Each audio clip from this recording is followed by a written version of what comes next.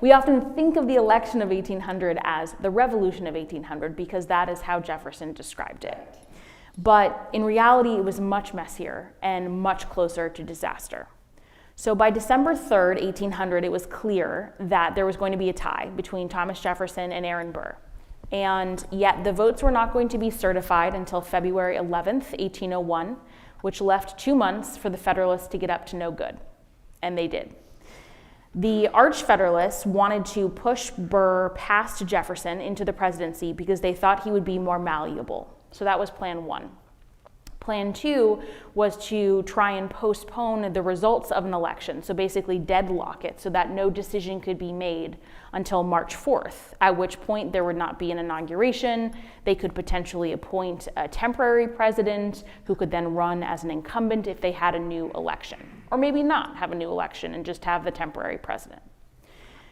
As Republicans learned of these plots, because they didn't stay secret, the Republican governors of Pennsylvania and Virginia gathered their militias on the state borders, ready to march into Washington, D.C. if anything went wrong or if they tried to put a new president in place. As citizens learned of these plots, they started to gather in Washington, D.C., and in January, a mob gathered outside the Capitol and threatened to kill anyone who tried to put someone other than Jefferson into the presidency. Now, the French minister at the time said that there were 100,000 people gathered outside the Capitol. 100,000 people didn't fit in Washington, D.C., so he was definitely exaggerating. But I think the statement gets at how serious he felt the threat was to security. And 50 years later, when Albert Gallatin was writing about it, and he was in the House at the time, he said that he genuinely believed that violence was just on the horizon.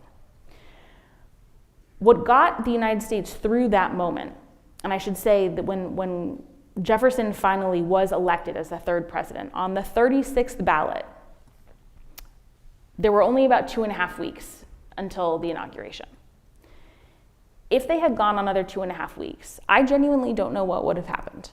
I genuinely don't know if militias would have marched into the city and if the Constitution could have survived that. That is a hypothetical. I am just really not sure about the outcome. And they knew it.